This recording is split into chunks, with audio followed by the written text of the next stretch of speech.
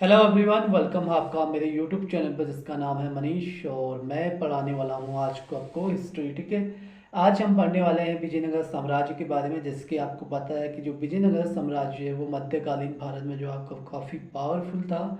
इसके बारे में जो है काफ़ी जानकारी मिलती है। सर्वाधिक शक्तिशाली हिंदू साम्राज्य था उसमें ये मध्यकालीन भारत में। ठीक हो गया, तो इसके बारे में पढ़ेंगे आज।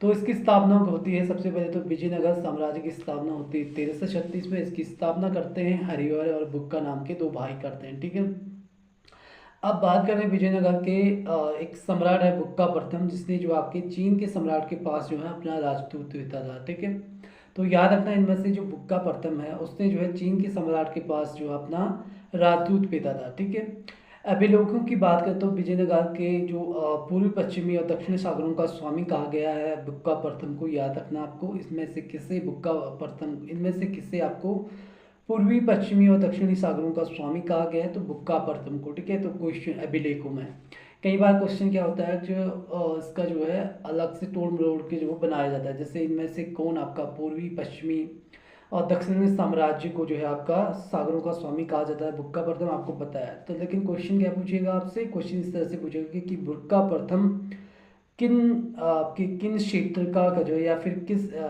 जो बुक्का प्रथम है वो अभिलेखों में उसको किस सागरों का स्वामी कहा गया है। इनमें से किस सागरों का स्वामी नहीं कहा गया है। ठीक है, पूर्वी कहा गया, पश्चिमी कहा गया, दक्षिणी कहा गया, लेकिन उत्तरी नहीं कहा गया है। ठीक है, याद रखना इसको। ठीक है, इस तरह से मरोड़ के बनाया जाता है क्वेश्चन। ठीक है, उसके बाद नेक्स्ट है आपका जो हरिहर है, उसने मैंने बात की थी 1336 में हरिहर बुक्का ने जो आपके विजयनगर साम्राज्य की स्थापना की थी। और बुक्का प्रथम के बारे में बताया कि जो बुक्का प्रथम है उससे जो है पूर्वी पश्चिमी और दक्षिणी सागरों का स्वामी कहा जाता था अभिलेखों में। और इसने जो बुक्का प्रथम है उसने जो है चीन के सम्राट के पास जो अपना राजदूत भेजा था। ठीक है, अब बात करें हरिहर की, तो हरिहर ने जो आपके विजयनगर उसमें जो है विजयनगर का नाम था हम्पी। ठीक है, को अपना जो है द्वितीय राजधानी बनाया था। विजयनगर के जो ध्वंसा शेष है वो हम्पी में अभी भी क्या है कि आपके विद्यमान है। ठीक है, हम्पी में क्या आपके विद्यमान है, मतलब वहाँ पे अभी भी उसके जो है आपके भग्नावशेष मतलब टूटे हुए जो खंडहर हैं वो अभी भी वहाँ पे मिलते हैं आपको। हरिहर ने जो आपके विजयनगर को अपनी क्या बनाई थी, द्वितीय राजधानी बनाई थी। ठीक है, याद रखना इसको। अब बात करते हैं विजयनगर का पहला शासक कौन था जिसने बहमनियों से गोवा को छीना था, तो वो था आपका हरिहर द्वितीय। ये क्वेश्चन काफी इंपॉर्टेंट हो जाता है कि विजयनगर का जो पहला शासक था जो जिसने बहमनियों से गोवा को छीना था उसका नाम था हरिहर द्वितीय। उसके बाद नेक्स्ट है आपका प्रसिद्ध जो विजय विट्ठल मंदिर है वो कहाँ स्थित है, वो आपके हम्पी में है। ठीक है, उसके बाद नेक्स्ट क्वेश्चन आपके विजयनगर के राजा कृष्णदेव राय ने गोलकुंडा का युद्ध जो है किसके साथ किया था, तो वो किया था आपका कुल्लू कुतुब शाह के साथ। ठीक है, कुली सॉरी कुल्लू नहीं, कुली कुतुब शाह के साथ। ठीक है, तो क्वेश्चन को फिर से मैं रिपीट करता हूँ, गोलकुंडा का युद्ध किसके बीच होता है, तो राजा कृष्णदेव राय और कुली कुतुब शाह के बीच होता है। ठीक है, अब बात करते हैं कुछ वंश थे आपके विजयनगर साम्राज्य में, जैसे संगम वंश थे, आपके सालु वंश थे, तुलु वंश थे, अरावड़ु वंश थे। अब बात करते हैं संगम वंश के जो संस्थापक थे वो थे हरिहर प्रथम। 1336 से 1356 तक इनका जो शासनकाल चलता है। और संगम जो वंश है उसके संस्थापक होते हैं, ठीक है, हरिहर प्रथम। और संगम वंश का जो अंतिम शासक होता है वो होता है विरूपाक्ष द्वितीय। ठीक है, याद रखना इसको। दूसरा आपका सालो वंश के जो संस्थापक हैं वो आपके सालो नरसिंह। 1485 से लेके 1505 ईस्वी तक इसका समय काल चलता है। और इसके जो अंतिम शासक है वो आपके इम्माड़ू नरसिया आपके क्या है, आपके अंतिम शासक होते हैं सालो वंश के। और सालो वंश के संस्थापक कौन होते हैं, सालो नरसिया। 1485 से लेके 1505 ईस्वी तक इनका शासनकाल चलता है। ठीक हो गया, कम से कम कितने साल, 20 साल। अब बात करते हैं तुला वंश की जो संस्थापक थे वो थे आपके वीर नरसिंह। 1505 से 1570 ईस्वी तक इनका शासनकाल चलता है। और इसके जो अंतिम शासक होते हैं वो होते हैं आपके सदाशिव राय। ठीक है, उसके बाद बात करें आगे को, तो वो अरावेडु जो वंश है उसके संस्थापक होते हैं आपके तिरुमल। 1570 के बाद जो है इनका शासनकाल चलता है।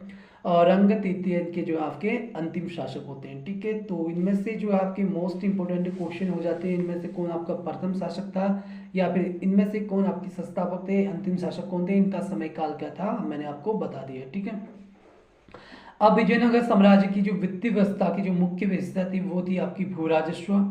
और कृष्ण देव राय के बारे में आपने पढ़ा होगा कि इनके दरबार में आपके जो 8 आपके कहते हैं आपके तेलुगु कवि थे, जिसको जो आपके अष्ट दिग्गज कहा जाता था। ठीक है, उसके बाद नेक्स्ट है आपका जो राक्षसी तगड़ी का युद्ध होता है, जिसे तालिकोटा का युद्ध भी कहते हैं, वो होता है आपके 1565 ईस्वी में, आपको याद रखना है। ठीक है, अब बात करते हैं जो विजयनगर साम्राज्य के राजवंश थे, तो उनमें जो कुछ आपके विदेशी आपके क्या आए थे, आपके यात्री आए थे, उनके नाम बताता हूँ मैं आपको, और किस शासक के शासनकाल में आए थे ये भी आपको याद रखना है। ठीक है, पहले आपके विदेशी जो यात्री थे उनका नाम था निकोलो कांटी। निकोलो कांटी आपके इटली के थे, इटली देश के, और ये जो है आपके देवराय प्रथम के शासनकाल में आते हैं। और उसमें जो है इनकी उस समय विजयनगर शहर का जो है इन्होंने वर्णन किया है। ठीक है, उसके बाद दूसरा आपका अब्दुल रज्जाक। ठीक है, यात्री भी हैं आपके आपके कुछ आपके क्या है आपके राइटर भी हैं। ठीक है, अब्दुल रज्जाक की बात करें तो ये कौन से देश के थे, फारस देश के थे, और ये देवराज द्वितीय के समय में आते हैं, और देवराज द्वितीय के शासनकाल में। और इन्होंने जो है आपके विजयनगर सचिवालय का वर्णन किया। ठीक है, इनमें से किसने विजयनगर सचिवालय का वर्णन किया, इस तरह से क्वेश्चन पूछा जा सकता है, तो अब्दुल रज्जाक ने। इसके बाद नेक्स्ट है आपका पायस। पायस आपके पुर्तगाली देश के से थे, और एक जो है आपके कृष्ण देव राय के शासनकाल में आते हैं, और इन्होंने जो है विजयनगर के शिल्प और व्यापार का वर्णन किया है। ठीक है, उसके बाद आते हैं आपके बारबोसा। बारबोसा भी आपके पुर्तगाली से संबंधित थे, और एक कृष्ण देव राय के समय में भी आते हैं। ठीक है, इसने इन्होंने जो आपके सती प्रथा का वर्णन किया है। तो क्वेश्चन पूछा जाता है इनमें से किसके शासनकाल में सती प्रथा का वर्णन मिलता है, तो बारबासा के कृष्ण देव राय के शासनकाल में, या फिर पूछा जा सकता है इनमें से किसने सती प्रथा का वर्णन किया है, तो किसने किया है, आपका बारबोसा ने। ठीक है, ये पुर्तगाली थे। उसके बाद नेक्स्ट देखते हैं सीजर फ्रेडरिक। जो सीजर फ्रेडरिक हैं वो भी आपके पुर्तगाली हैं, ये सदाशिव राय के समय में आते हैं, और इन्होंने विजयनगर का वर्णन किया है। ठीक है, अब देखिए जो विजयनगर साम्राज्य है उसका वर्णन किसने किया है, ये चीजें अभी मैं बताऊंगा आपको। ठीक है, उसके बाद नेक्स्ट आपका नूनीच। नूनीच भी आपकी क्या आपकी यात्री हैं, ये जो आपके पुर्तगाली हैं, ये भी आपके ये आते हैं आपके अच्युत देवराय के समय में, और इन्होंने जो है सती प्रथा का इन्होंने भी उल्लेख किया है। ठीक है, अब बात करते हैं नेक्स्ट आपके निकितिन आते हैं। निकितिन आपके रशिया से आते हैं, रशिया देश के थे ये यात्री, और ये आते हैं मोहम्मद तृतीय के शासनकाल में। इन्होंने जो है विजयनगर जो है कि असमानता का वर्णन किया है। ठीक है, इनमें से किसने विजयनगर साम्राज्य की असमानता का वर्णन किया है, तो किसने, निकितिन ने, जो आपके रशिया के थे, और इन्हें मोहम्मद तृतीय के शासनकाल में आते हैं। अब बात करते हैं इंपॉर्टेंट क्वेश्चन। ठीक है, मैंने तो ये बुक्स में से पढ़ ली कि ये सब चीज़ें ये हैं करके। अब बात करते हैं जो सबसे ज़्यादा यात्री आते हैं, कौन आते हैं आपके विजयनगर साम्राज्य में, पुर्तगाली आते हैं। ठीक है, 4 आपके पुर्तगाली आपके क्या है आपके यात्री हैं, कौन कौन से हैं आपके, पायस है, बारबोसा है, सीजर फ्रेडरिक है, और नूनीच है। ठीक है, और इनमें से कौन से आपके कृष्ण देव राय के समय में जो है आपके विजयनगर साम्राज्य में आपके यात्री आई थी, ये भी क्वेश्चन बन सकता है। तो कौन कौन से पायस और बारबोसा आए थे। ठीक है, याद रखना है इस तरह से। और इनमें से क्वेश्चन पूछा जा सकता था कि इनमें से किसने जो है आपकी सती प्रथा का वर्णन किया है, एक तो बारबोसा ने किया है, दूसरा आपका नूनीच ने किया है। ठीक है, बारबोसा आपके कहाँ के हैं, आपके पुर्तगाली हैं भी, नूनीच भी आपके पुर्तगाली हैं। दोनों जो है आपके दोनों ने जो यात्री हैं इन्होंने जो है आपके सती प्रथा का वर्णन किया है। ठीक है, और जो बारबोसा है वो आपके कृष्ण देव राय के समय में आते हैं, जबकि जो नूनीच जो आपके अच्युत देव राय के शासनकाल में आते हैं। ठीक है, अब बात करते हैं कृष्ण देव राय के बारे में। तो कृष्ण देव राय के समय में पायस और बारबोसा आते हैं, याद रखना है इसको। ठीक है, अब नेक्स्ट हम बात करते हैं सीधे जो प्रसिद्ध विजयनगर शासक हैं कृष्ण देव राय, इसके अधीन जो है किस साहित्य का स्वर्ण युग था, तो तेलुगु भाषा का। ठीक है, याद रखना है प्रसिद्ध जो विजयनगर साम्राज्य था उसमें जो आपकी जो कृष्ण देव राय हैं उनके अधीन किस साहित्य का स्वर्ण युग था, तो आपका तेलुगु का याद रखना। ठीक है, तेलुगु काफी फेमस थी। ठीक है, याद रखना। उसके बाद नेक्स्ट है आपका जब राजा वाडियार ने मैसूर राज्य की स्थापना की तब विजयनगर साम्राज्य का शासक कौन था, तो वो था आपका वेंकट द्वितीय। ठीक है, जब राजा वाडियार ने मैसूर राज्य की स्थापना की थी, इनमें से किसने मैसूर राज्य की स्थापना की थी, तो राजा वाडियार ने। ठीक है, तो उस समय विजयनगर साम्राज्य के शासक कौन थे, वेंकट द्वितीय थे, ये आपको याद रखना है। उसके बाद नेक्स्ट है आपका अपनी मथुरा विजय कृति में अपने पति के विजय अभियानों का वर्णन करने वाली कवित्री कौन थी, तो गंगा देवी थी। याद रखना, ये मोस्ट इंपोर्टेंट क्वेश्चन हो जाता है जो आपके एग्जाम में बन सकता है। ठीक है, याद रखना इसको। मैं फिर से इसको रिपीट करता हूँ कि जो अपनी मदुरा मदुरा विजय की कृति में अपने पति के विजय अभियानों का वर्णन करने वाली कवित्री थी गंगा देवी। आपको याद रखना है इनका नाम। तो उसके बाद नेक्स्ट है आपका होयसलों की जो प्राचीन राजधानी थी वो दार समुद्र का वर्तमान नाम क्या है? हेलवीट है, हेलवीट। ठीक है, तो क्वेश्चन तो पहला ये बन जाता है कि होयसलों की जो प्राचीन राजधानी थी वो क्या थी? आपकी दार समुद्र थी, जिसका वर्तमान नाम क्या आपका? हेलवीट है। ठीक है, उसके बाद नेक्स्ट क्वेश्चन आपका जो विजयनगर साम्राज्य था उसकी जो प्राचीन राजधानी के स्रोत किन खंडों से मिलते हैं? तो हम्पी के खंडों से मिलते हैं। ठीक है, उसके बाद नेक्स्ट आपका वैदिक ग्रंथों के भाष्यकार सायण को आश्रय प्रदान किया था किसने? विजयनगर राजाओं ने जो आपका इसने जो आपका आश्रय दिया था। अब कुछ संस्थापक है उनके राजवंश हैं और राज्य हैं, आपकी स्थापना वर्ष है। ठीक है, सबसे पहले आपके जो विजयनगर साम्राज्य था ना उसमें जो आपके कुछ आपके जो 6 राज्य थे वो 5 राज्य, ठीक है 5 राज्य थे, उनके अलग अलग क्या थे? आपके शासक थे। उन्होंने ही जो आपके लास्ट में जो है आपके किसको हराया था? आपको कमेंट सेक्शन में बताए थे, इन सब ने मिल गए।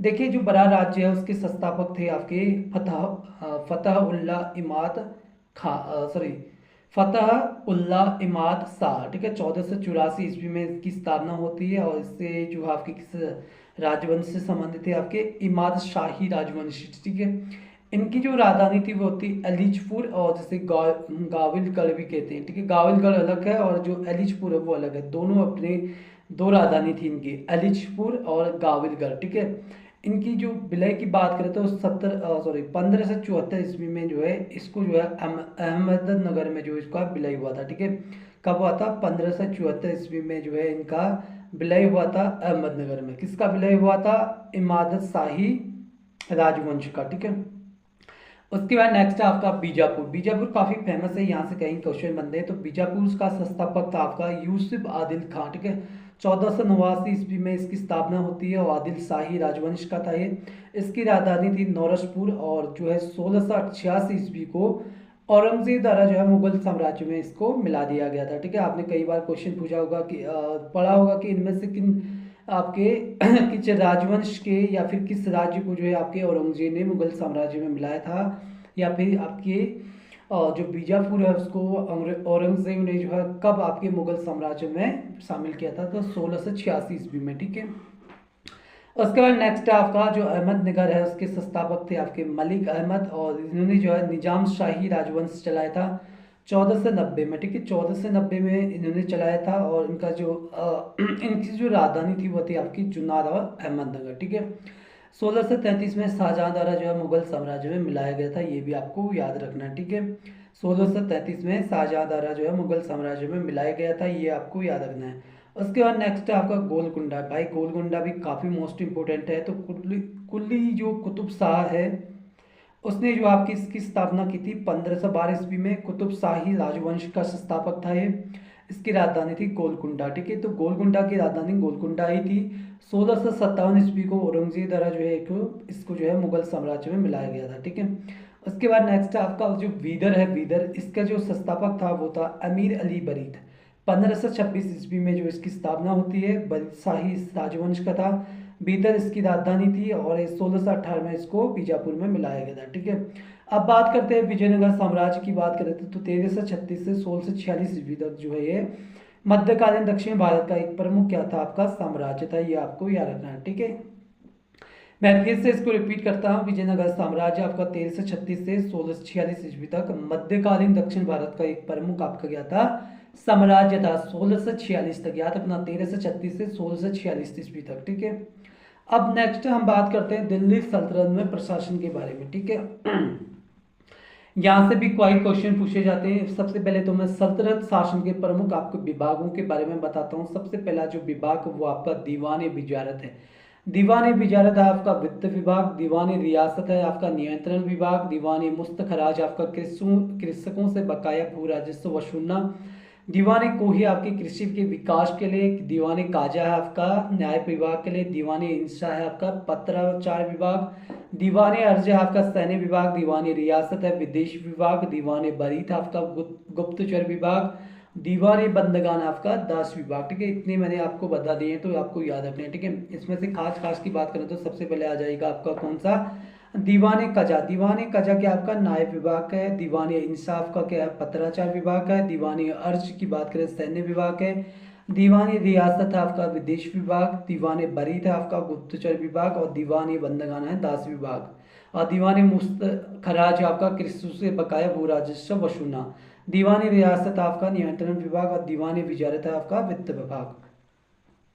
अब बात करते हैं इसमें से कुछ क्वेश्चनों की। तो दिल्ली सल्तनत के किस शासक ने इक्ता व्यवस्था प्रारंभ की थी? तो ये की थी आपके इल्तुतमिश ने। इल्तुतमिश ने आपके दिल्ली सल्तनत के किस शासक ने इक्ता व्यवस्था प्रारंभ की थी? तो इल्तुतमिश ने की थी, याद रखना। ठीक है, दिल्ली सल्तनत के बारे में बात कर रहा है। ठीक है, मोहम्मद बिन कासिम ने आपके इक्ता व्यवस्था शुरू की थी, बट जो आपका दिल्ली सल्तनत की बात कर रहा है तो आपको इल्तुतमिश आ जाएगा।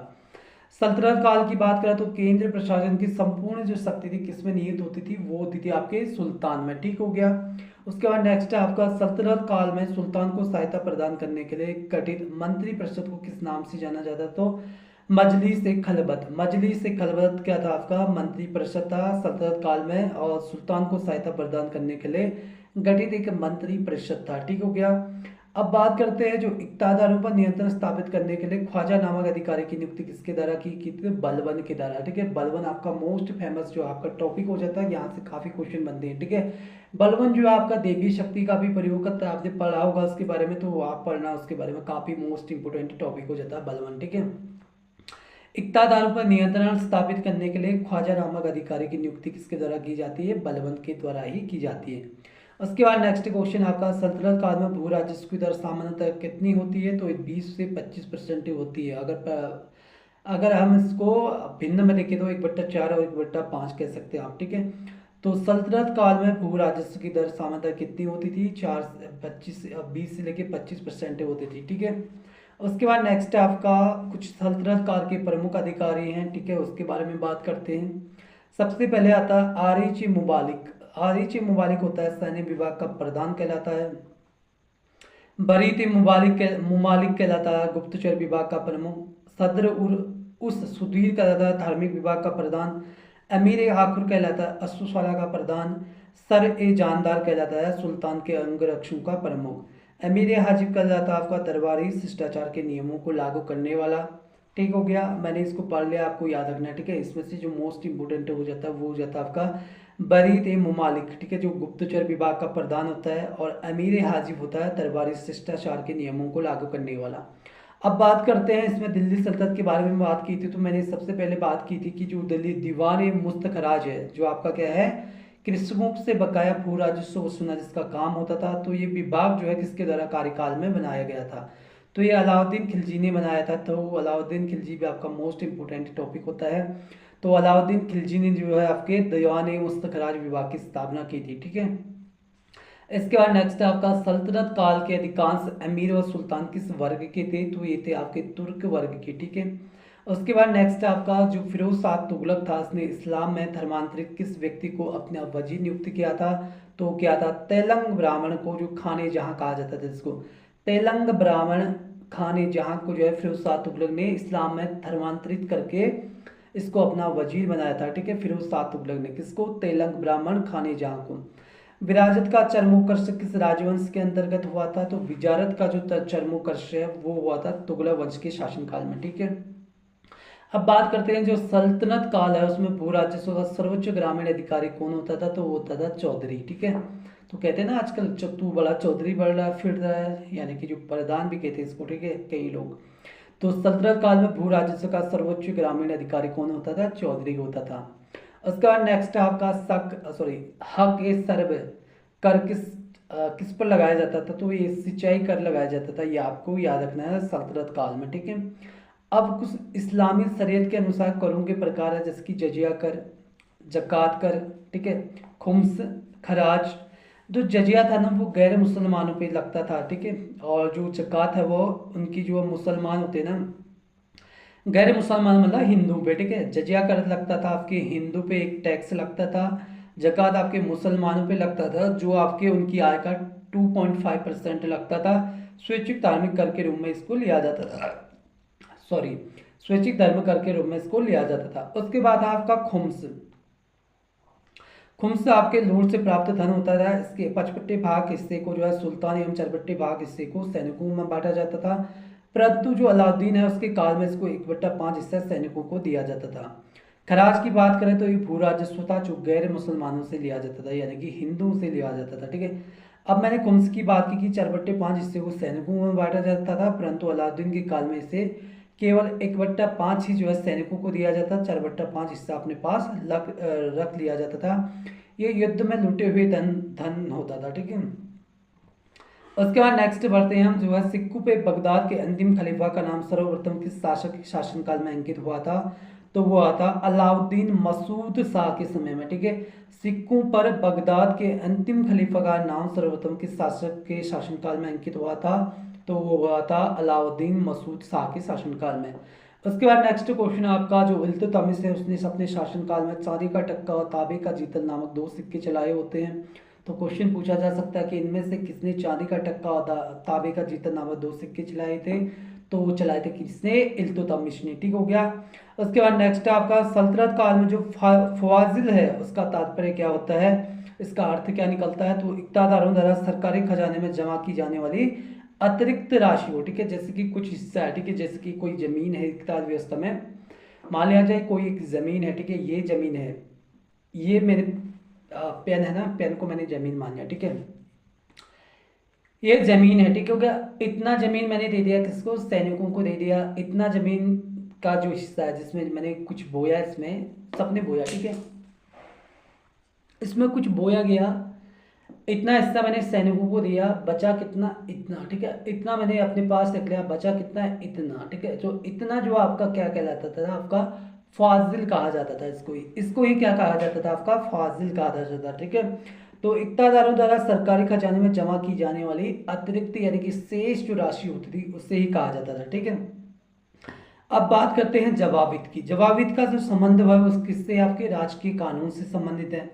उसके बाद नेक्स्ट आपका दिल्ली सल्तनत में निरंकुश राजतंत्र की स्थापना किस शासक ने की थी, तो वो की थी आपकी बलबन ने। ठीक है, उसके बाद नेक्स्ट क्वेश्चन आपका दिल्ली सल्तनत के प्रशासन में सबसे महत्वपूर्ण व्यक्ति क्या होता था, वजीर होता था। ठीक है, जिसके अधीन क्या होता था, आपका एक महालेखा परीक्षक होता था। ठीक हो गया। तो हमने आपके विजयनगर साम्राज्य, दूसरा हमने दिल्ली सल्तनत के प्रशासन के बारे में बात की। अब हम पढ़ने वाले हैं दिल्ली सल्तनत और स्थापत्य कला एवं साहित्य के बारे में। ठीक है, आई होप कि आप सभी को समझ में आया होगा। अभी के लिए इतना ही काफ़ी है, मिलते हैं नेक्स्ट वीडियो में।